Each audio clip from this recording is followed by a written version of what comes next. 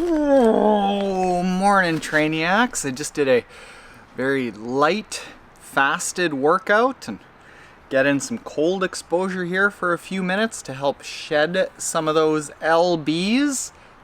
Fun update. So I am starting to work with not a coach, more a consultant. Talked about him before. I still have yet to touch base with the dude, so we're not quite going to make it public, but this is a big thing. This is a cool thing. And what I'm doing today that I'll share with you is how I'm approaching kind of gathering my thoughts on where goals are going forward, what I'm doing now, and how I translate that to something that's actually useful for a coach. So if you hire a coach, a consultant, if you join Team Trainiac, it's a really nice touch base to think about where you're at now, where you want to go, how you got to where you are, like good things. You know what's not good? Extreme cold weather advisory as you've got to do cold exposure. Minus 27 Celsius.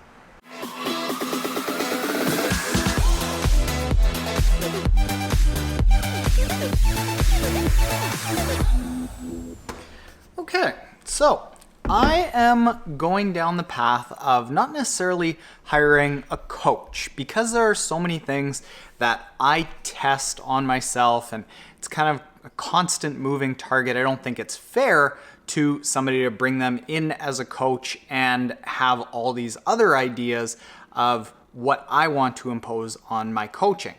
That's a lesson to all of you. If you have very preconceived notions of how you have to train, probably not a good candidate for a coach, and that's okay. It just means that you've got to learn a little bit more and coach yourself. But in this case, it's going to be more of a consultant. And this consultant that I'm potentially going to be bringing in is maybe going to be working with me to lead up to Challenge Roth, which is going to be a big learning experience for me before I try to get to Kona in the next 2, 3, 4, 10 years. And part of that buildup, I want to work with this consultant on what they're really good at to learn from, and I'll share all of it with you. So that said, we all have to start off, whether it's a coach, a consultant, we've got to have like a starting point to start with. Now, I've put together kind of the highlights of what I want to share with this individual. So here, of course, we've done basically my weekly training schedule, showing what the key sessions are, showing what the easier sessions are, and just to give a sense of like total load. That's not the important thing. Some of the important things that I am going to share though are we're going to be working on nutrition. So here I have my fasting blood glucose readings going back all the way until middle of December. And this is what I've been measuring to help start wrapping my mind around low carb, high fat. In addition to that, here's also my HRV tracking. And you've all seen this. So this is to show a little bit of like how my body reacts to heavy periods of load, but without a bunch of context of like, this is data and this is what's going on, but like, here's I think why it's happening. A lot of it is just kind of lost in the weeds. So while this is important to start with, like standard readings, I think a lot of other things are more important, and that's what I want to share. So for starters, I've written down some times, but again, I've got to give it some context. So I've got a 1,000-yard time trial of 14:12, a 100-yard time trial of 1:12. But beyond that, I want to give context of which way it's trending. That is 5 to 7% faster than the time trials that I did in April of 2018. And in Half Ironman Worlds, I did 28 minutes flat. So I am on the upswing. Get to what I think we can do going forward later. The bike, Half Ironman Worlds, I was 226, and at that time I had an FTP of around 265, 270. I didn't have a recent test. Most recent FTP was a 285, so there is potential that I can get faster. Again, more on that in a bit. The run, last year my Half Ironmans, I was running about 134, 135, but I would really start fading around 12K. At that time, my running volume was really low, only about 1 or 2 runs a week, and those runs topped out at about 2 runs of 17K, so I think there's some potential there. my running volume has progressed quite a bit more over the course of 18 and 19. But one of the big things that I've written down here is something that this individual needs to know is that I've got tenderness on the top of my right foot, and I'm fairly injury prone when it comes to running. Always have been, so I cheat running by including a little bit of hill work, some water running, and not really building up my running volume until the last 2 to 3 months before a race. As far as the low carb, high fat approach, because that's something I want to work with them on, my range of fasting blood glucose in the morning is about 5.1 to 5.7, which is actually a little bit high.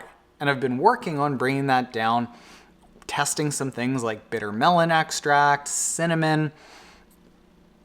I'm at a bit of a loss for that, especially because some of my lowest readings are the day after I have a bunch of rice or a pizza. Now, I know one of the things that happens when you start going lower carb is that your fasting blood glucose is actually slightly elevated because your body needs to create blood glucose, but I don't really know what's happening there. Now, big picture, some of the things that I've got to share is that overall my adrenal function, my hormones are really quite low since the overtraining that I went through in 2017.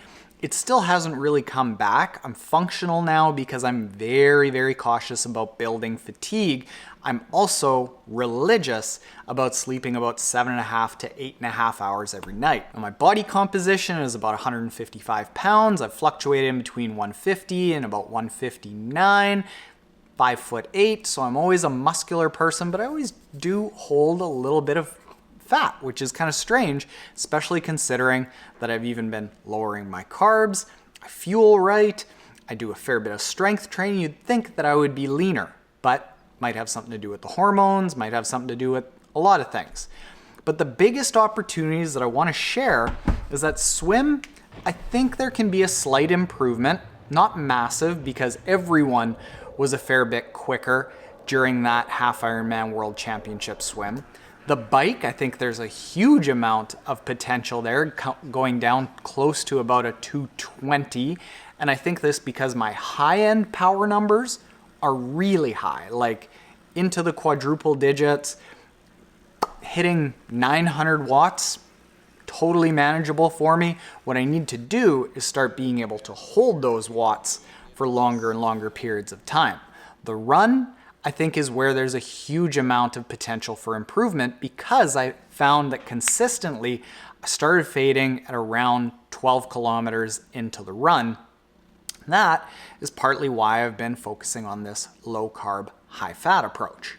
So those are the things that I'm sharing. But when you start hiring a coach, a consultant, starting to work with somebody new, or really just reassess yourself, it's not about just saying, okay, what were my times? Or what is my goal? Or what is my training? You've got to start digging into what is your training and why is it that way? What are my times and which way are they trending and why are they trending that way? What's the data, whether it's from an Oura ring or heart rate monitor, or like what are the data metrics that you've started collecting and where have you seen improvements? What's worked, what hasn't? And through that, that's when you can start really tailoring a good training plan to you and start learning from it. Just saying, here's my starting point and I want X race, you're gonna spend months and months just learning the process. And that's why on Team Trainiac, there's a lot of prompts that I give and audio files and video files and workouts that are written in a specific way to teach athletes what they need to learn about their body, because I think that is more important than hiring any coach. So by doing that yourself or by doing that on Team Trainiac, you can become a better athlete because you know the whys to your how or what. So Trainiacs, I think tomorrow I'm going to be having a consultation call with this consultant coach, and could be as soon as the next few days that we're able to share who this is or isn't, in which case if it doesn't work out then this video is totally moot. But if you want to be along for that and learn about what I want to learn about, make sure you're subscribed. And if you're already subscribed, go check yourself out a 14-day free trial of Team Trainiac. Okay? All right. Later, Trainiacs. PD Bomb. Gracie Bomb.